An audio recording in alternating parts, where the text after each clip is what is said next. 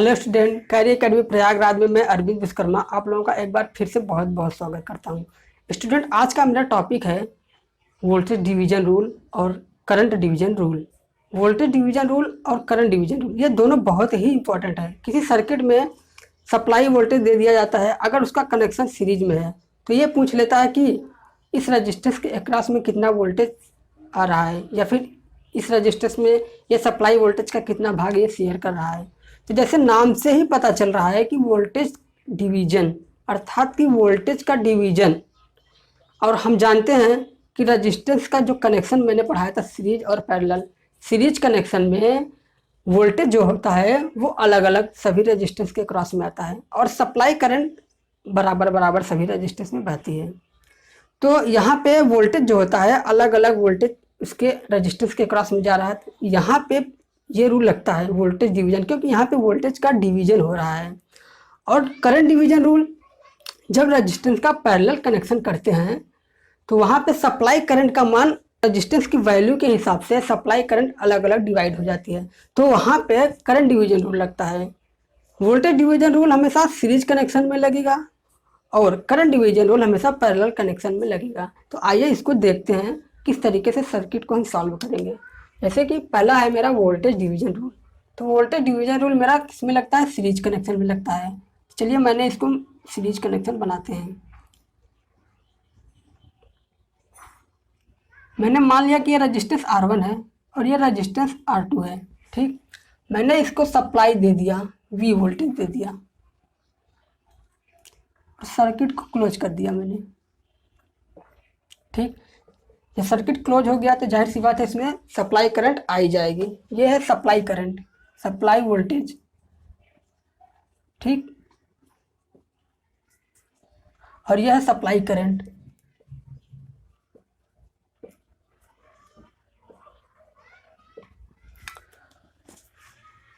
अब ये करंट जो सप्लाई करंट है इस दोनों रजिस्टेंस में बराबर बराबर चली गई। ठीक, अब मेरा बात ये आती है कि ये सप्लाई जो वोल्टेज है, इस सप्लाई वोल्टेज का कुछ भाग ये R1 शेयर करेगा और इसी सप्लाई वोल्टेज का कुछ भाग ये R2 शेयर करेगा। चलिए हमने मान लिया कि ये R1 जो है इस सप्लाई वोल्टेज का मैंने मान लिया कि V1 भाग शेयर कर रहा है। ठीक, और ये V2 शेयर कर रहा है। जब सीरीज कनेक्शन पढ़ाया था तो ये फार्मूला मैंने आपको बताया था, V बराबर V1 प्लस V2। ठीक, अर्थात कि सप्लाई वोल्टेज का कुछ भाग R1 शेयर करेगा, सप्लाई वोल्टेज का कुछ भाग V2 R2 शेयर करेगा। तो यहाँ से मुझे ये देखना है कि ये कितना शेयर कर रहा है, अर्थात ये V1 का मान मुझे निकालना है। ठीक, तो ये देखिए V1 बराबर मुझे निकालना कैसे है ये समझना पड़ेगा। तो जैसे कि अभी मैंने आपको ये बताया था, रूल बताया था ओम के नियम के अनुसार V बराबर होता है I इंटू R। ठीक, बहुत ही ध्यान से इसको समझिए कि ये फार्मूला मैं कैसे बनाऊंगा। तुरंत 10 सेकंड के अंदर अंदर सर्किट को आप सॉल्व करेंगे। देखिए सब सीरीज कनेक्शन है, करंट का मान बराबर बराबर जाएगा, तो इसलिए ये करंट को मैं कांस्टेंट मान लिया। कब? सीरीज कनेक्शन जब होगा तब, जब मैं वोल्टेज डिवीजन रूल लगाऊंगा तब, क्योंकि ये करंट का मान बराबर जा रहा है इसमें, तो मुझे करंट से मतलब ही नहीं है, दोनों में मान बराबर है। अब डिपेंड ये कर रहा है कि रजिस्टेंस और वोल्टेज। तो देखते हैं कि अगर रजिस्टेंस का मान ज़्यादा होगा तो ज़्यादा वोल्टेज आएगा, अगर रजिस्टेंस का मान कम होगा तो वोल्टेज का मान कम आएगा। अर्थात कि जितना ज़्यादा रजिस्टेंस होगा वो सप्लाई वोल्टेज का उतना ही भाग शेयर करेगा। अर्थात कि दोनों में जो रिलेशन चल रहे हैं वो डायरेक्टली चल रहे हैं। इसका मतलब ये हुआ कि अगर सप्लाई वोल्टेज का मान ज़्यादा है, अगर रजिस्टेंस का मान ज़्यादा है तो सप्लाई वोल्टेज का वो ज़्यादा भाग शेयर करेगा। अर्थात कि ये जो V1 आएगा ये सप्लाई वोल्टेज का कुछ भाग शेयर करेगा। अब कितना शेयर करेगा, कैसे पता चलेगा? ये देखिए दोनों में डायरेक्टली रिलेशन है। अर्थात जिस रजिस्टेंस के अक्रॉस में हम वोल्टेज डिवीजन रूल लगा रहे हैं तो उसी रजिस्टेंस का भाग हम ऊपर रखेंगे, ठीक। और टोटल रजिस्टेंस से जो इसमें दिया है उसमें डिवाइड कर देंगे, R1 प्लस R2, ठीक। ये मेरा वोल्टेज डिवीजन रूल कहलाता है, मोस्ट इंपॉर्टेंट। सप्लाई वोल्टेज ये है, सप्लाई वोल्टेज का कुछ भाग, ये क्या बताता है, डिवाइड हो रहा है ना, इससे मल्टीप्लिकेशन करेंगे इसका मान घटेगा बढ़ेगा, तो इसी वैल्यू का तो कुछ भाग V1 शेयर कर रहा है। तो ये देखिए, अब देखते हैं कि R1 के एक्रॉस में कितना वोल्टेज आ रहा है। यहाँ से देखिए कि अगर दोनों एक दूसरे के डायरेक्टली प्रोपोर्शनल है, तो इसका मतलब कि रजिस्टेंस जितना ज़्यादा होगा उतना ही ज़्यादा वैल्यू वो शेयर करेगा। इसीलिए यहाँ पे जो ऊपर वाली वैल्यू है, जिस रजिस्टेंस के अक्रॉस में हम निकालेंगे वोल्टेज डिवीजन, और वो वाली वैल्यू ऊपर रखेंगे। क्यों? क्योंकि यहाँ पे V बराबर जो V है उसके R के डायरेक्टली प्रोपोर्शनल होगा। इसी तरीके से जब V2 का मान निकालेंगे हम, तो ये सप्लाई वोल्टेज का कुछ भाग शेयर करेगा।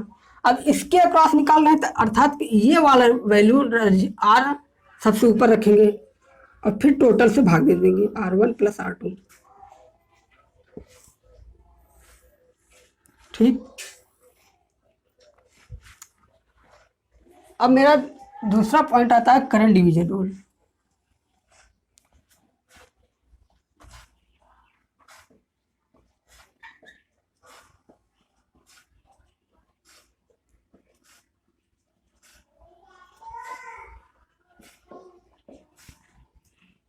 जैसे नाम से ही पता चल रहा है करंट डिवीजन, अर्थात करंट का डिवाइड होना।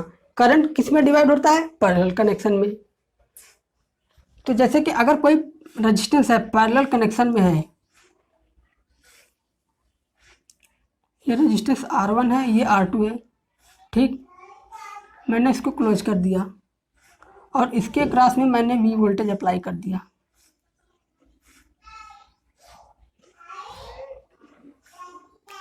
ठीक। यहाँ से करंट आई गई, ठीक। ये सप्लाई वोल्टेज है।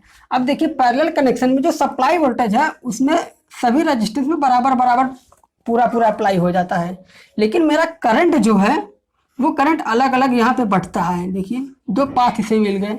मान लीजिए कि इस वाले ब्रांच में करंट I1 गई और इसी वाले ब्रांच में करंट I2 गई। अब ये पूछा जाता है, करंट डिवीजन रूल ये बताता है कि इस वाले ब्रांच में करंट कितना जा रही है। मुझे I1 का मान निकालना है यहाँ से एंड I2 का मान निकालना है, ठीक। अब देखिए I1 जो है वो सप्लाई करंट का कुछ भाग शेयर ले, कुछ भाग ही जाएगा ना इसका, इसी का कुछ भाग उसमें जाएगा। तो ये देखते हैं ओम के नियम के अनुसार, फिर से समझते हैं। V बराबर होता है IR, ठीक। अब देखिए यहाँ पे जो है वोल्टेज दोनों में बराबर बराबर जा रहा है, तो इसलिए मैं वोल्टेज को कांस्टेंट ले लिया, ठीक। मैंने इसको मान लिया कि ये कांस्टेंट है, अर्थात दोनों में बराबर बराबर जा रहा है। किसमें? पैरेलल में, ठीक।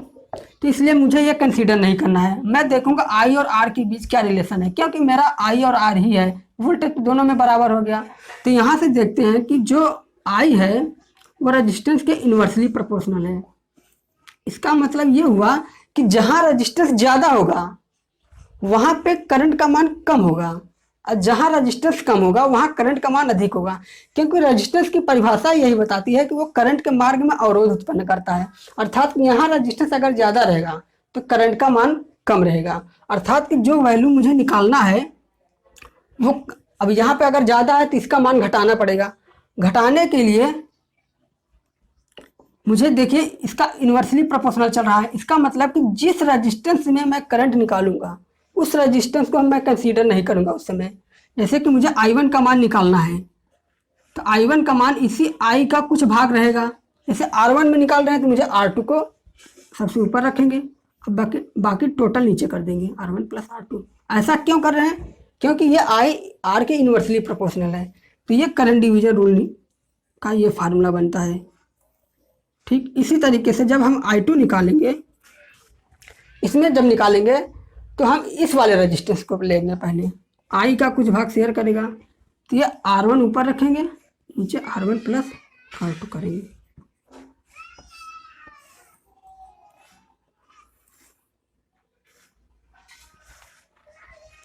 ये दोनों बहुत ही इंपॉर्टेंट फार्मूले हैं, आप इसको बढ़िया से समझिए। किस तरीके से यहाँ पे वोल्टेज V2 और V1 का मान किस तरीके से निकाला जाता है, यहाँ पे I1 और I2 का मान निकाला जाता है, आप इसको बहुत ही ध्यान से समझिए। अब इन्हीं सभी रूलों को, ओम का नियम और ये current division rule, voltage division rule, अभी मैं पढ़ूंगा किरचॉफ लॉ, इन सभी नियमों को अच्छे से समझेंगे और फिर सर्किट को मैं सॉल्व करूंगा।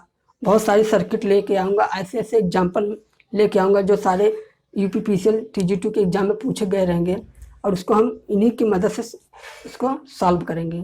तो स्टूडेंट आज के लिए इतना ही, फिर मिलेंगे, तब तक के लिए धन्यवाद।